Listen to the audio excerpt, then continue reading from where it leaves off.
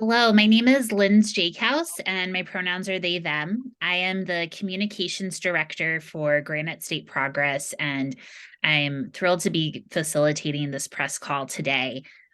We have community leaders in Florida and from the Live Free or Die state with us today who are rejecting DeSantis-style policy efforts to undermine an honest education and erase BIPOC and LGBTQ stories from our classrooms and libraries. Just in the last few weeks, our statewide elections in New Hampshire showed that voters overwhelmingly chose outspoken candidates who championed a strong, honest, and inclusive public education. New Hampshire won't buy DeSantis's fear-mongering. We stand united against white supremacist and homophobic and transphobic policies that attempt to divide us, particularly those that target BIPOC and LGBTQ students as a means to do so.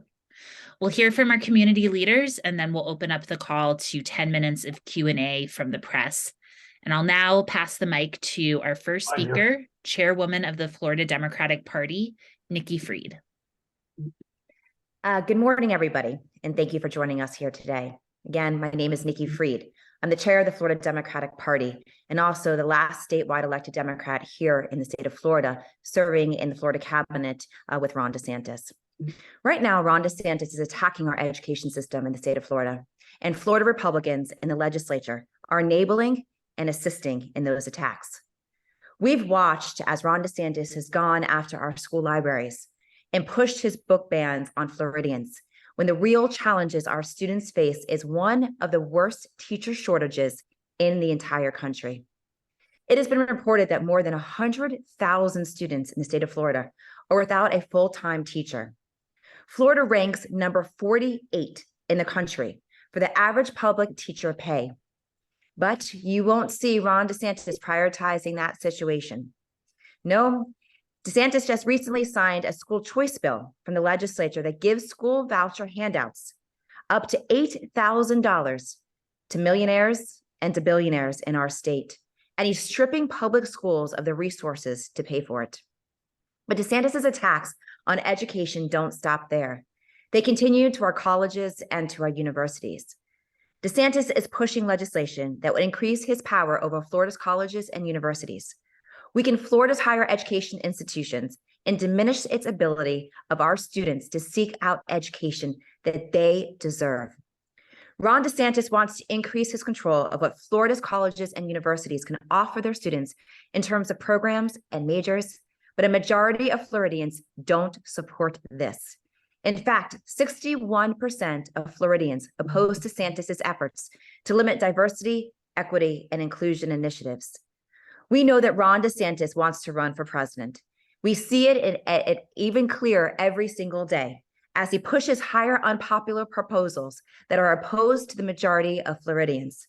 This is another example of Ron DeSantis's government overreach and his sad attempt at appealing to his MAGA base in order for a better position himself in a run for 2024.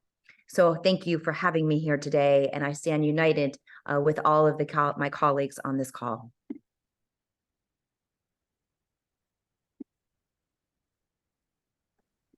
Thank you, Nikki. I'll take it from here.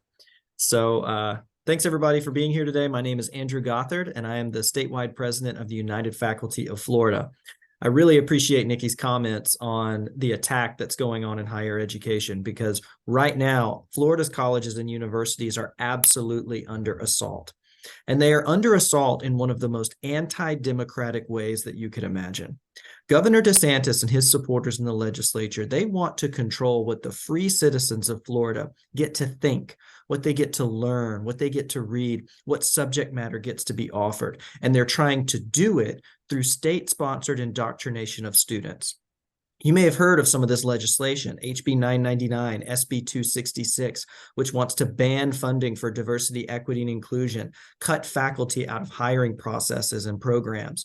It wants to limit the ways that American history can be taught by saying, no, we can't present figures like Thomas Jefferson as complex individuals who both wrote the Declaration of Independence but also owned slaves.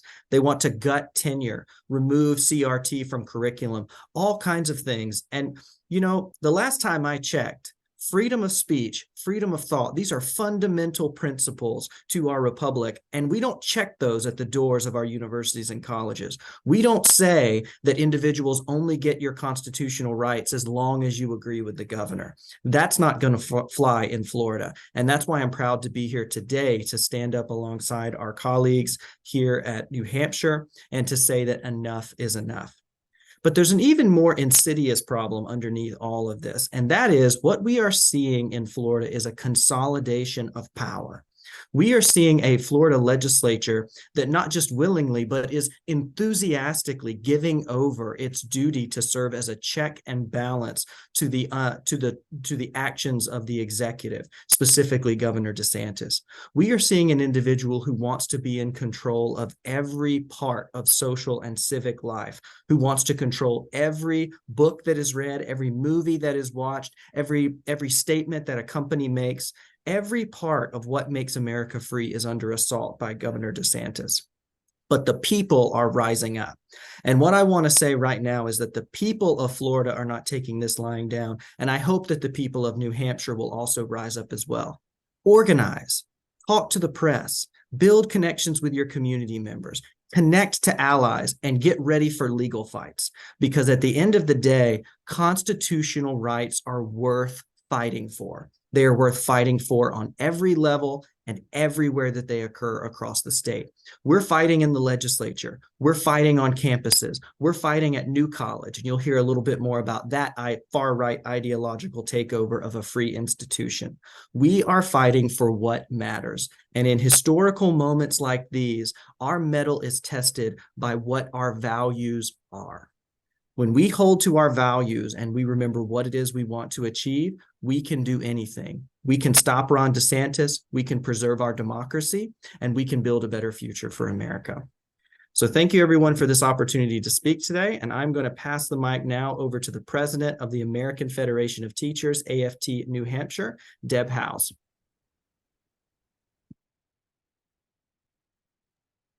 Good morning. I'm Deb Howes, president of American Federation of Teachers, New Hampshire, and I am proud to be here today representing my 4,000 members who work in pre-K through 12th grade public schools, as well as in public and private universities across New Hampshire. And we are firmly against these extremist policies, whether they're being brought into our state by someone like Governor DeSantis or being proposed by our own Governor Sununu and our Commissioner of Education, Frank Edelblut. In the Granite State, we stand up for our students' right to learn an honest history. We oppose attempts to curtail that learning by laws like the ban on teaching so-called divisive concepts, because we know that when students do not learn accurate history, warts and all in school, they can't do any better when they're out in the real world. We opposed the divisive concepts law when the legislature considered it, and we worked to overturn it in the legislature. We're also pursuing overturning it in a court case against it.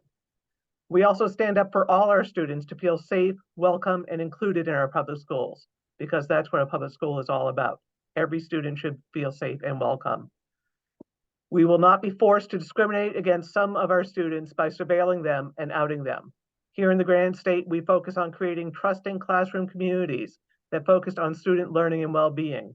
We reject any attempt to turn us into a surveillance tool used to crush students who are different from their parents. We believe that reading opens the world and is the key to lifelong learning.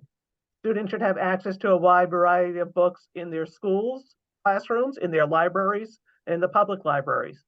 We opposed a bill that tried to bring DeSantis-style book bans into the Granite State. It is gone for this year, but we need to remain vigilant. While some extreme lawmakers tried to import book bans, AFT Locals, through partnership with our national union AFT and First Book, has been giving books away to children and their families at community events in the Granite State. We gave away 6,000 books in Nashua at a back-to-school event, another 1,000 in Hillsborough Deering at a trick-or-treat event, and 1,000 to middle schoolers in the Timberlane district. We want kids reading books because we know that when they have books in their hands, they will learn to love reading and love learning. And with that, I will pass it on to Sarah Robinson, Education Justice Campaign Director for Granite State Progress. Thank you so much, Deb. I really appreciate it. Thank you all for this opportunity. My name's Sarah Robinson, and I'm the Education Justice Campaign Director for Granite State Progress. I'm also a parent of 2 elementary age school children who attend our local public school. As you've heard, Granite Staters, just like Floridians, have had to endure countless attacks on our public school districts. Here, that's taken the form of book ban attempts, bathroom bans, a runaway voucher program, and politicians attempting to expand our banned concepts law. But here's the thing, these attacks are out of step with most community members. Time and again, New Hampshire communities are rejecting politicians and policies that attack public education and promote a so-called parental Bill of Rights, book bans, and other efforts to harm LGBTQ+ students and undermine school efforts to create affirming, inclusive learning environments. Over the past year, parents, students, educators, and community leaders united to protect our communities and organize proactive efforts. From recruiting strong candidates to show up at school board meetings to demand the best for all students, these community leaders are building a future that we can all be proud of. Headlines, pardon me. I'm a little nervous, I lost my spot. Headlines last year and this year proclaim how New Hampshire is battling the culture wars and winning, and we're very proud of that. Public education is the bedrock of our democracy, and the politicians trying to drive a wedge between parents and their local public schools by targeting queer youth or censoring the experience of BIPOC Americans or simply attacking public education and all that it provides are being rightly rejected. DeSantis and Sununu's attacks on a fully funded, honest, and inclusive public education are not welcome in the Granite State, and politicians going down this path are following a failed approach. Thank you so much for the time, and I'm very honored to hand it off to my dear friend, New Hampshire State Representative Maria Perez. Maria, it's all yours. Sarah. Sure. Go ahead. Well, thank you, Sarah. And I'd like to add to that. My name is Maria Perez, and I'm State Representative from District 43 in Milford, and I'm the Vice Chair of the Human Rights for the National Latino Caucus. I have been going around to meet with constituents. I've been going around to school board meetings, and I see this happening everywhere in our state. Try to ban books from our schools, try to ban teachers from teaching the real history about what's happening and what happened in our communities. But what is wonderful about this is our communities, they're getting together. Our communities is getting stronger. Our parents and students, they're getting involved in these issues. And I see this happening in my own town. In Milford, when some of the school board members try to ban books and ban transgender students and LGBTQ students from going to the bathroom and try to segregate students, and they were talking about putting students in the corner if you're part of the transgender community. Our community came together, and one of the ways that I was so happy and I was excited to see is that we got elect new school board members in my community, the school members that they're fighting for the rights to all students, not just the students that they some of the school board members want to protect. And these school board members, they don't even have kids in our public school system. All their kids, they go into private school, and they're already taking money away from our public school by taking voucher money. And if you are a school board member, you don't have kids in the public school system, and you're taking away money to send your kids to a private school, you should not be representing our communities. And this is the things that I've been seeing in our community over and over and over. So we're not going to give up. I know that this is going to be a battle that we have to continue fighting, but I know our communities are together, and together we're going to continue to uplift on the voices of those they're scared to use their voices because they've been pushed to the corner and now they're being attacked. But together we will continue doing this. And now I'm going to pass the microphone to my best friend, Sebastian. Thank you, best friend. Good morning, everyone. My name is Sebastian Fuentes. I'm the Movement Politics Director for a grassroots member-led organization, Rights and Democracy, here in New Hampshire. I'm here to speak to you as a father of 4 children. 2 of them currently in the public school system in New Hampshire, and 2 little ones just gonna start their life in the public educational system as well. So Governor DeSantis' message to ban woke books and to control what topics are divisive or not, and to harm our LGBTQ youth in Florida is literally the exact same model that Republican legislators here in New Hampshire are following. As an advocate myself, I heard numerous testimonies from folks advocating to have simple educational books that celebrate one's identity removed from school libraries. I heard numerous testimonies from folks advocating to have those books removed, but and also to introduce bills that require the teaching of a selective and reductive version of civics, and also adding the dangers of communism to our school curriculum for the sole purpose of alienating communities on a deeper level and create more division.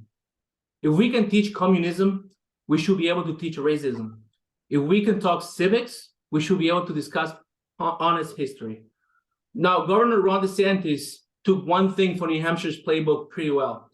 He loosened gun laws significantly in Florida, home of one of the most horrifying school shootings that America has seen, Marjorie Stoneman Douglas High School. This is a slap in the face to the parents and victims families that to this day are still fighting for gun reform in Florida.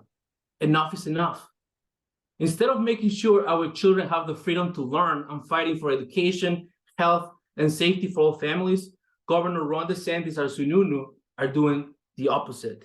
On top of this, Sununu is pushing efforts to make it more difficult for the state to make investments that take into consideration environmental, social, and governance factors. Sununu say it is the duty of the state to make all investment decisions solely in the interest of the participants and beneficiaries of the state retirement system. But what more interest do working families have than making sure that their families live in a healthy, safe community and that they can afford a decent life? Those are not mutually exclusive. DeSantis' rhetoric is just as dangerous as Donald Trump's rhetoric. The only difference is that Donald Trump was an unprepared fool, but Ron DeSantis is just as dangerous.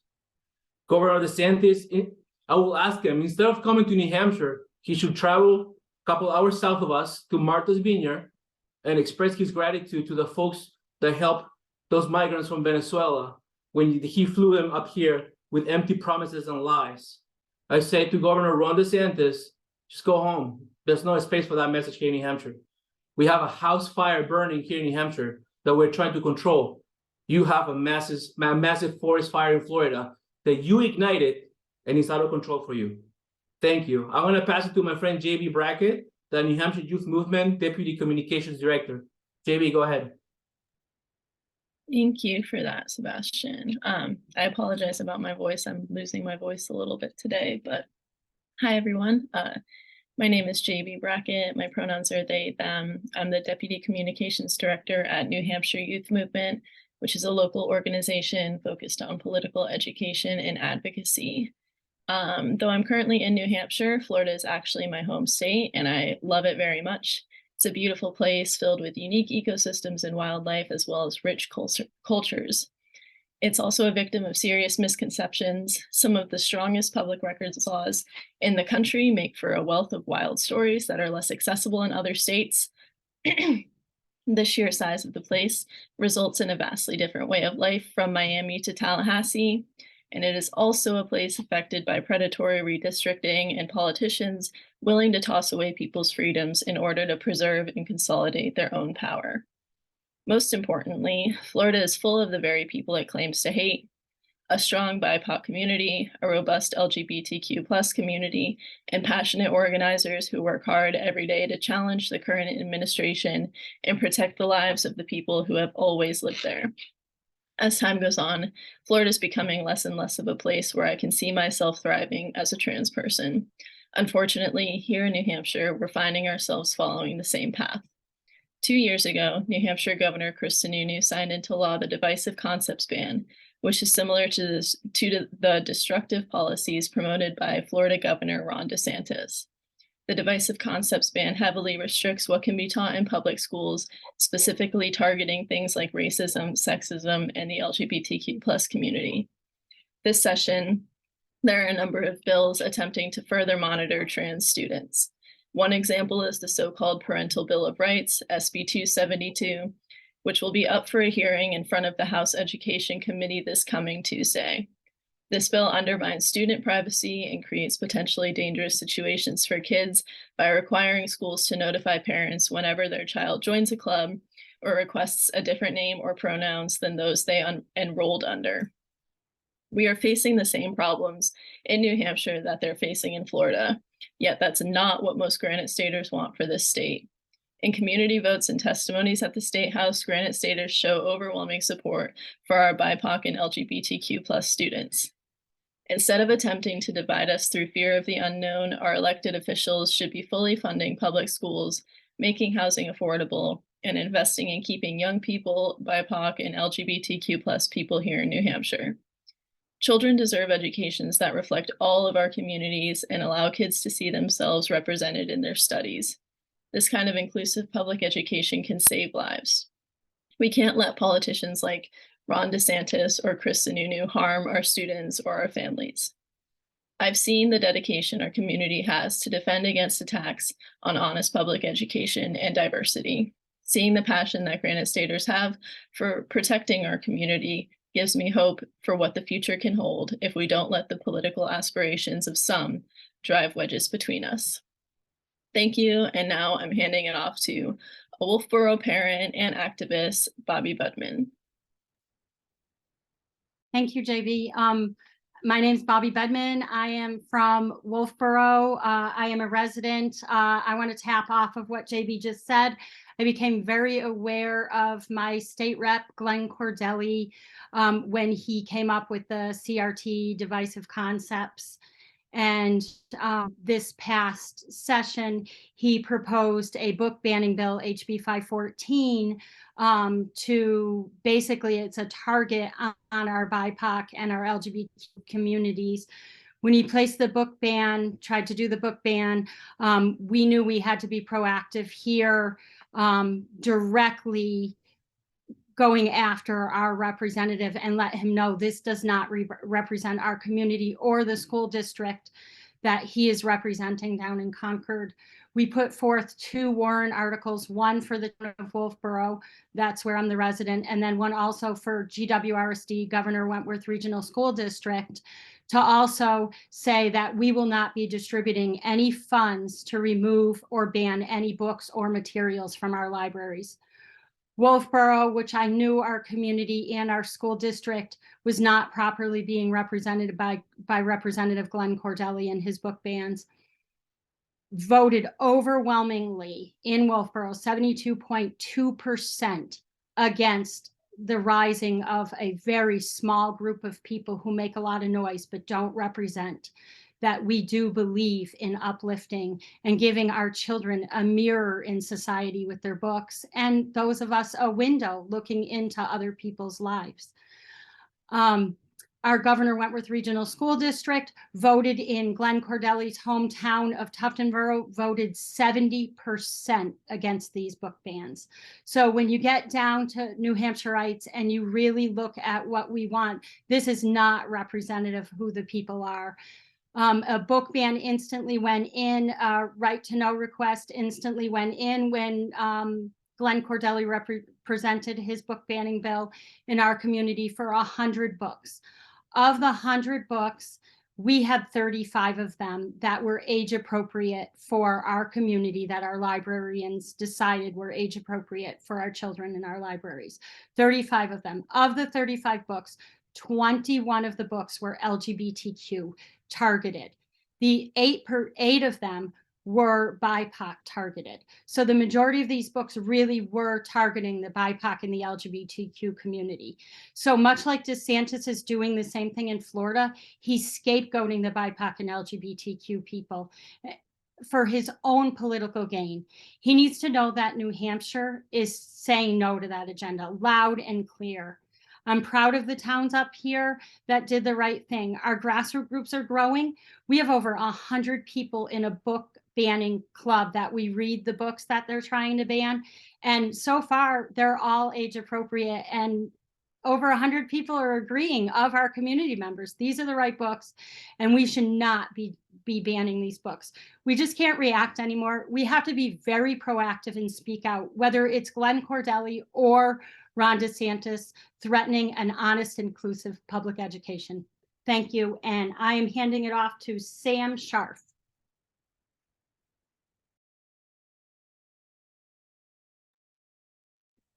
So Sam has not yet been able to join us. I think that she is going to be able to join us in just another minute or two. So in the meantime, I will remind the members of the press that this group is also organizing, or the New Hampshire folks on this call are also organizing a protest against DeSantis's harmful policies when he visits the Granite State tomorrow. We will be outside the DoubleTree, a hotel on Elm Street in Manchester, from 3:30 to 5 p.m. And speaking out about how the Granite State is showing up against his harmful policies and reading our favorite banned books outside the New Hampshire GOP event that he will be attending. So as we're waiting for Sam, I wonder if we could take maybe one or two questions from any press on the call who have them, and then we can open it up to Sam for her remarks. And it looks like we have Sam joining us right now. So we will just hold a moment for her to get settled.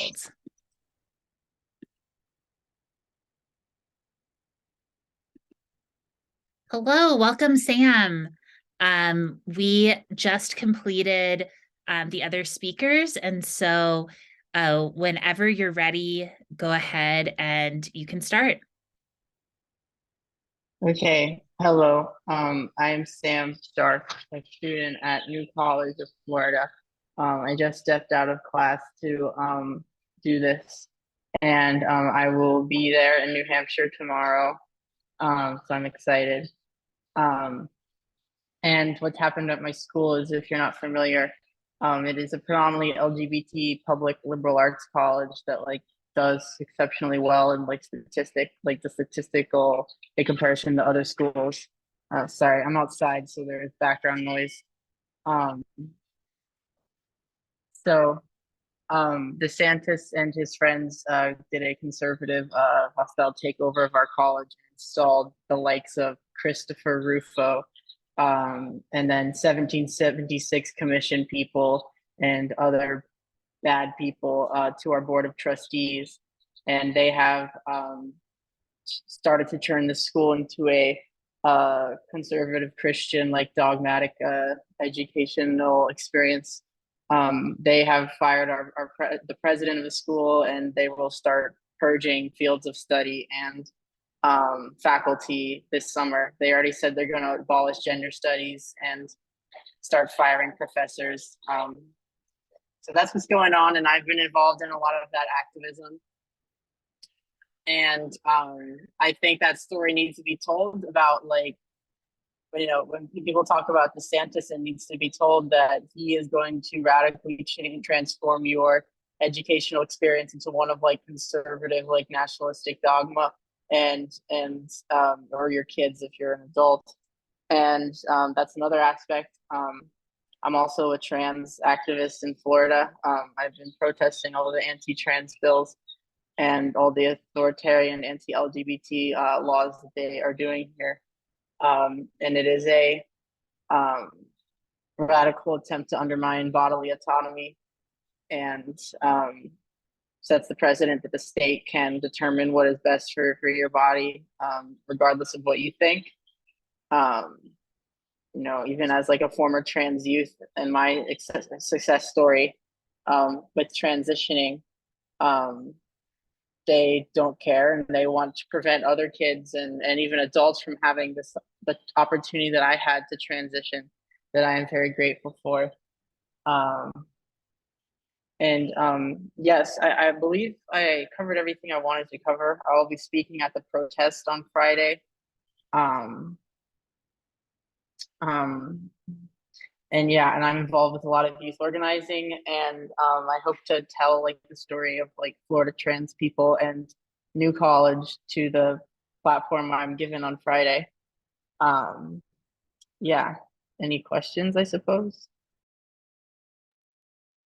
Thank you, Sam. So now I invite members of the press to, we'll open it up for about 10 minutes of Q&A. And if you have questions directed at a specific speaker, you can address them directly.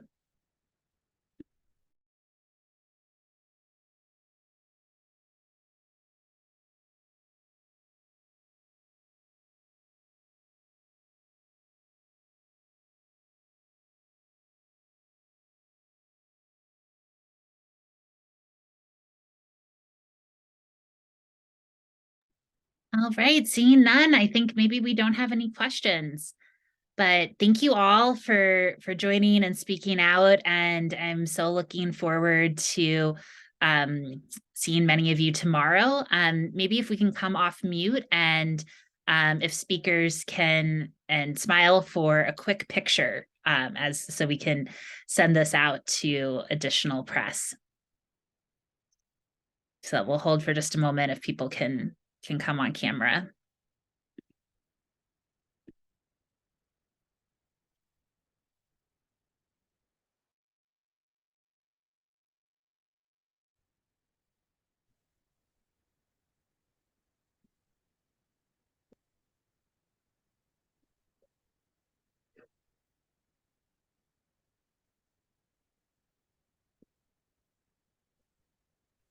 Beautiful. Thank you so much. And we'll see some of you tomorrow.